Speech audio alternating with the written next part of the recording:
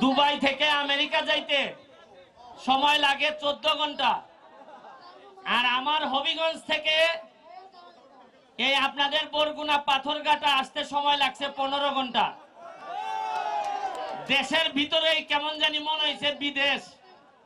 তবে আপনাদের এখানে আসার পর আপনাদের মাননীয় এমপি মহোদয়ের পরিবারের যে আতিথেয়তা আমরা পাইছি, আমার কাছে মনে হয় না যে আমি 14 ঘন্টার রাস্তা জার্নি করে আইছি, মনে হয়েছে যে আমি আমার নিজের এলাকায় আজকে ফুটবল খেলতেছি।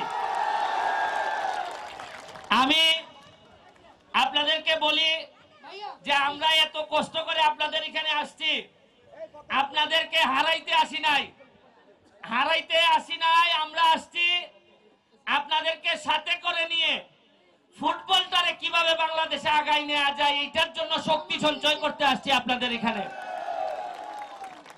অনেকে মনে করেন যে আমি যখন ফুটবলে লাথি দেই যে ব্যারিস্টার মানুষ আবার এমপি হয়েছে, এত কষ্ট করে ঘাম ফেলে ফুটবল কেন খেলে।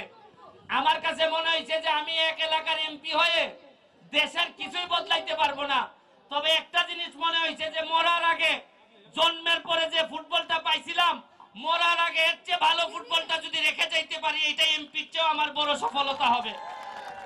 এই জন্যই আপনারা দেখেন আইসা দেখলাম আপনাদের মাঠের অবস্থা বেশি ভালো না। এমপি মহোদয় আর তার 3 মেয়ে জোর জবরদস্তি করে মাঠটারে মোটামুটি খেলার উপযুক্ত করছে।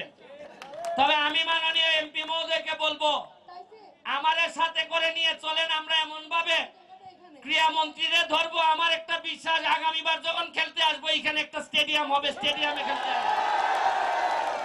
আর আপনাদের প্রতি আমার ভালোবাসাটা অন্যরকম। শুনেন, শুধু ফুটবল খেলতে আসি নাই, এই নামলেই কিন্তু লাথি খাবো।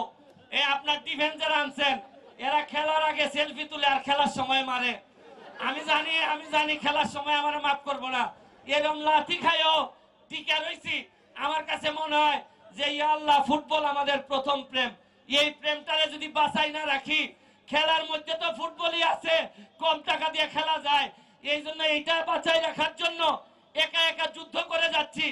আর যেহেতু আপনাদের এমপি মহোদয় আমার পাশেই সংসদে আমরা বসি, আমাদের দুইজনই কিন্তু শেখ হাসিনার নেতৃত্বে আমরা দেখতে পাই, উনি কখন মন ভালো মন খারাপ এগুলো আমরা দেখতে পাই। তা আমার চাচিরে আমি নিয়ে চিন্তা করছি, এইবার উনার সাথে কথা হয়েছে, ওই আমার মা যেভাবে পান খাইলে মনটা নরম থাকে, আমরা দুইজন খুঁজা বার করবো কোন সময় শেখ হাসিনার মনটা নরম থাকে।